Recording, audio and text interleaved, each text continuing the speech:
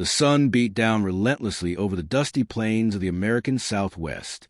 The landscape stretched endlessly, vast and empty, a place where survival wasn't guaranteed. The wind whispered across the dry earth, carrying the scent of sagebrush and uncertainty.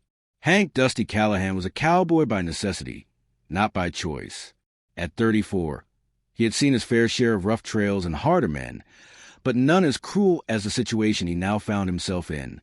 The town of Dry Creek was a small, isolated place, sitting on the edge of nowhere.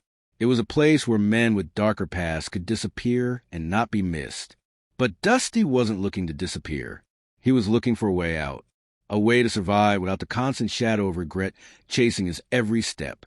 On this hot afternoon, the town square was bustling, not with activity, but with anticipation. Word had spread fast. There was to be a hanging.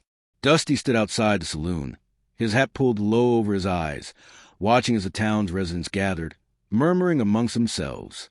A small crowd had formed around the gallows. Dusty could hear the sounds of boots scraping against the dry earth, the shuffle of people settling in for the grim spectacle. In the center of the crowd, a young woman stood tied to a post, her hands bound tightly with coarse rope. Her face was streaked with tears, her dark brown eyes wide with fear. But there was something else in her gaze, defiance. She was terrified, but she wouldn't let it show. Her name was Evelyn Moore, and she was about to die for a crime she hadn't committed. Dusty watched Evelyn, his gut tightening with a mix of anger and sympathy.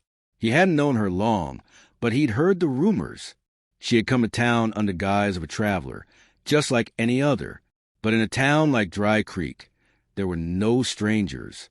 The people here had long memories and no patience for outsiders. Evelyn had been accused of killing a rancher's cattle, an accusation based on nothing but hearsay. The truth didn't matter here, and it didn't matter that Evelyn had no way to defend herself. The rancher, a man named Coulter, was a respected figure in the community, his wealth and power ensuring that his word was a law. Dusty knew Coulter. He'd crossed paths with the rancher once, during a cattle drive. Coulter was a man used to getting what he wanted, and he never hesitated to use his influence to punish those who crossed him. But Evelyn, she didn't fit the description of a cattle thief. She wasn't tough enough, too soft-spoken, and certainly not the kind to do such a thing. She was a young woman with no family, no home, just a few meager belongings and a desperate need to start over. Her only crime had been a misunderstanding, an accusation she couldn't fight. As the sheriff, Deputy Harris, began preparing the gallows, Dusty felt a sudden surge of anger. He wasn't a man who liked trouble. He'd stayed out of it for years, long enough to bury his own demons. But this wasn't right. He took a step forward, then another. His boots crunched on the dry earth as he moved through the crowd, his eyes locked on Evelyn. Her tear-streaked face was looking downward, her body trembling. "Please," she whispered, her voice barely audible. "Please don't." Her plea was like a spark in Dusty's chest, igniting something inside him. The old cowboy in him, the one who had long ago walked away from right and wrong, the one who had seen too many innocent men die in the name of justice, stirred. He couldn't stand by any longer. He had to do something.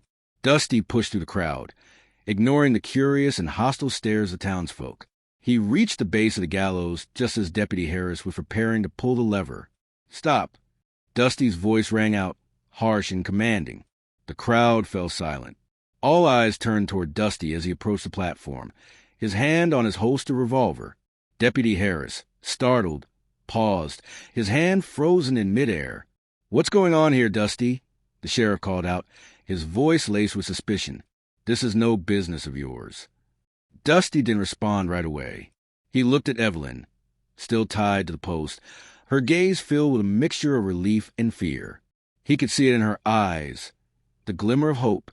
He knew then that this wasn't just about saving a woman. This was about doing what was right.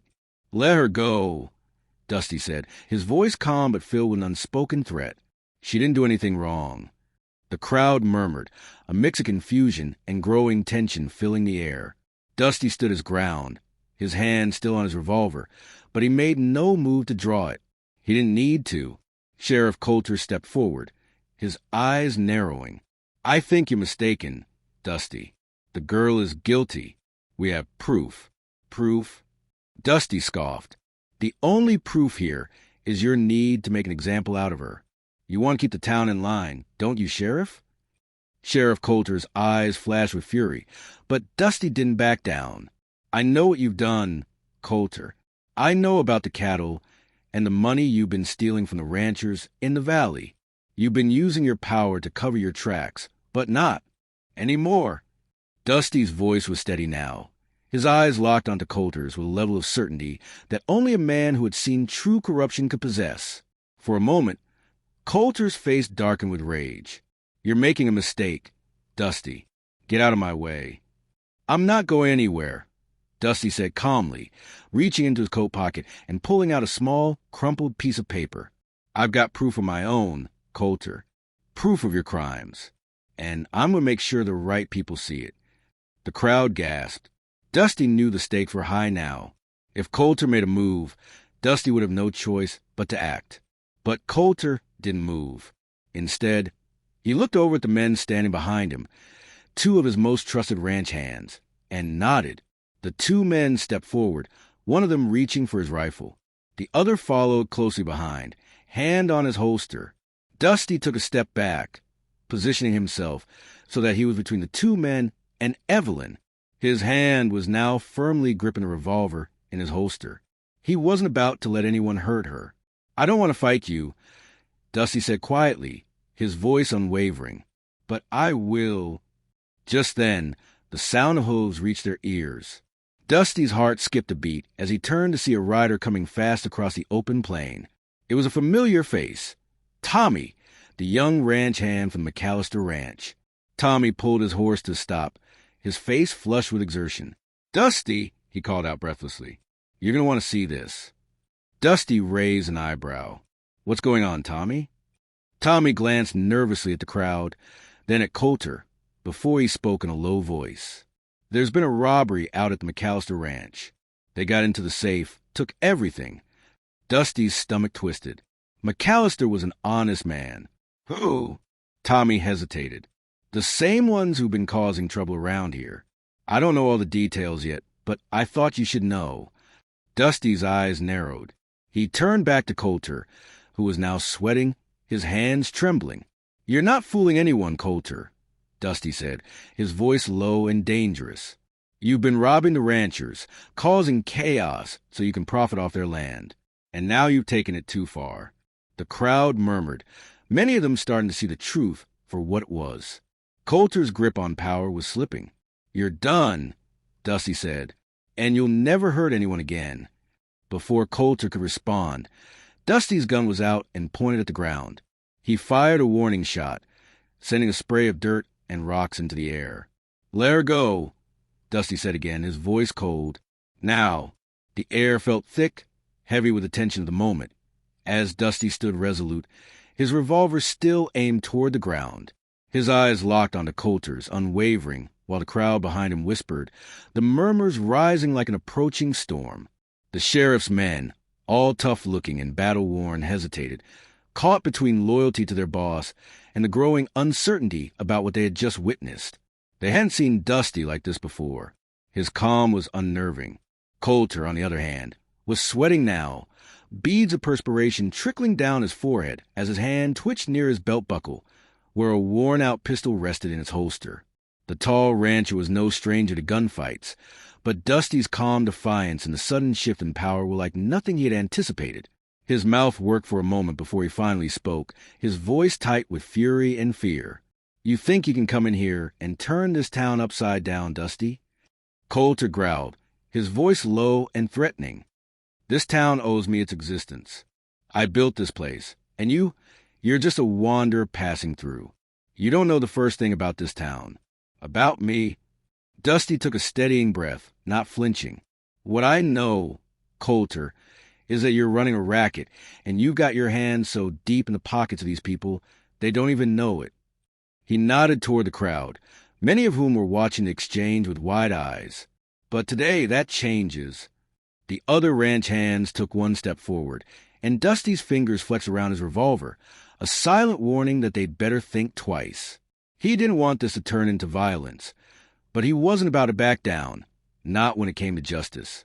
And not when it came to Evelyn. The woman's eyes were now fixed on Dusty, tears still streaking her dirt-streaked face. But there was something different in her gaze. Hope. For the first time in what felt like forever, she believed that maybe, just maybe, she might be saved. Coulter let out a harsh, bitter laugh, his eyes never leaving Dusty. You think you've won, Cowboy? He spat on the ground, the dirt mixing with his spittle.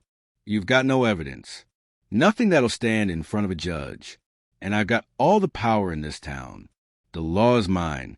I can make people disappear without a second thought. Dusty's eyes flicked to Evelyn, then back to Coulter. I've got more than you think. He reached into his coat again and pulled out the crumpled piece of paper, holding it up for everyone to see. The crowd gasped as the small piece of parchment caught the sunlight. This, Dusty said, his voice steady and unwavering, is proof. Proof that you've been stealing from the ranchers and framing innocent people to cover your tracks. Coulter's expression faltered for just a moment, the briefest flicker of recognition flashing across his eyes. It was enough. It was enough to make Dusty push forward. You can't threaten me with this, Coulter barked, regaining his composure. No one believes you. This town, this whole damn county, belongs to me. Dusty's jaw clenched, but he didn't lower his gun. He had seen men like Coulter before, men who believed they could get away with anything because they had money, power, and influence. But Dusty wasn't going to let that happen today. Is that so? Dusty asked, his voice cold and final. Well, I'm about to make sure everyone hears the truth. You're not going to get away with this. Coulter, not today. Just as the words left his mouth, the sound of hooves rang out again, this time from a different direction. Dusty turned, his hand instinctively reaching for his gun, but he relaxed slightly when he saw who it was. Tommy, the young ranch hand from McAllister's, had returned. Dusty could tell by his expression that the news wasn't good. Tommy rode his horse up the crowd, his face pale and winded, but there was a sense of urgency in his movements. Dusty, he said, his voice shaking, you need to hear this. It's not just the McAllister Ranch. Coulter's been taking from everyone, the whole valley. He's been skimming off the top for years, making deals with other ranchers, forcing them into partnerships they didn't want. And the cattle, they weren't just stolen from him. They were sold off, and Coulter made a pretty penny off them. Dusty didn't let the revelation shake him. He turned back to Coulter, whose face had gone ashen, his expression no longer one of arrogance but of desperation. The townspeople were beginning to see it too. The truth was out. You've been playing everyone, Dusty said softly. But not anymore. You'll pay for your crimes. It's over. Coulter took a step back, and for the first time in years, the fear of losing control settled in his chest. You can't do this. You don't have a right, he shouted, but his voice cracked. Dusty's gaze hardened. I don't need a badge to know what's right, and I don't need a trial to do what's just. Evelyn was free now, her ropes cut by one of the onlookers, but she didn't move. She stood there, her eyes locked on Dusty, as if waiting for something more. She had seen Dusty risk everything for her, and for the first time, she allowed herself to feel a sense of gratitude that went beyond simple relief. She didn't know who Dusty Callahan was, but in this moment, he was her hero. As the crowd grew restless, Dusty turned toward them. You've all seen it now, he called out, his voice booming across the small crowd. Coulter's crimes are out in the open. You can't pretend you didn't know anymore. It's time to make things right. A murmur of agreement passed through the crowd. Dusty could see it in their eyes. Many of them had known what Coulter was up to, but had been too afraid to speak out. But now, the truth had been laid bare. Sheriff Harris, who had been standing to the side, watching the exchange, stepped forward. His face was grim, but there was a sense of relief in his eyes. I can't say I agree with how you've handled this, Dusty, but I can't deny the truth either. Coulter's been a thorn in my side for years. It's time to take him down. The sheriff nodded toward his deputies. Get him out of here. He's done. Dusty didn't flinch as they moved toward Coulter. The rancher didn't resist, but his eyes burned with hatred. You think this is over, Dusty, he spat. This isn't the last you've seen of me. I'll make sure you regret this. Dusty's expression didn't change. Maybe, but I doubt it. I'm done with men like you. The sheriff's deputies grabbed Coulter by the arms, pulling him away from the crowd and toward the holding cell. For the first time in a long while, Dry Creek felt like it had a chance at a future. The dark cloud of Coulter's influence was beginning to lift. Dusty turned back to Evelyn, who was still standing near the gallows, her hands trembling slightly. "You all right?" he asked quietly. Evelyn nodded, her voice barely a whisper. "I don't know what to say." "Thank you." Her words caught in her throat, and she turned her face away, blinking back tears. "You don't need to say anything," Dusty said softly. "Just get out of here. Start over. This town doesn't deserve you." But as Evelyn took a hesitant step away, she stopped, looking back at Dusty, her eyes filled with something more than gratitude, something like understanding. She had seen him fight not just for her, but for something bigger than both of them, something the whole town had been missing for far too long. Dusty stood still, watching her for a moment. The truth settled over him like the quiet after a storm. Evelyn had been his reason to act today. But there was something more now, something deeper. He realized that he hadn't just fought for her.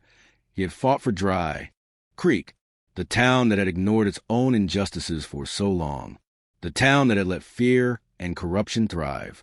Now Dusty knew it had a chance to rebuild, not just because Coulter was gone, but because people like Evelyn had reminded him of the possibility of redemption, of change. The midday sun began its slow descent, casting long shadows over the town. Dusty's gaze turned to the street, to the worn buildings, to the people who had watched it all unfold from the safety of their homes. For years, Dusty had thought he was running from something, his past, his guilt, his need to escape. But today, for the first time, he realized that running was no longer the answer. "I think it's time for a change," Dusty said softly to himself, though Evelyn had already walked a few paces toward the edge of town. She paused, hearing his words. Evelyn turned back toward him, her face bathed in the golden light of the setting sun. She didn't need to say anything. Her eyes spoke volumes, the same glimmer of hope he'd seen before, now stronger. Dusty had made a difference today, but the real test was in what he did next. "Maybe it's time to stay," Dusty said to her, the decision settling into him like a weight lifted from his shoulders. He wasn't running anymore. Dry Creek, for all its flaws, needed him, and he had needed it too. Evelyn smiled faintly, her heart lifting with the realization that she might not have to leave after all. She could start over. They both could. And for the first time in years, Dusty didn't feel the urge to ride off into the night, searching for peace that wasn't there. Instead, he felt peace where he stood, in the heart of Dry Creek. The sound of hooves echoed faintly in the distance as the night air grew cooler.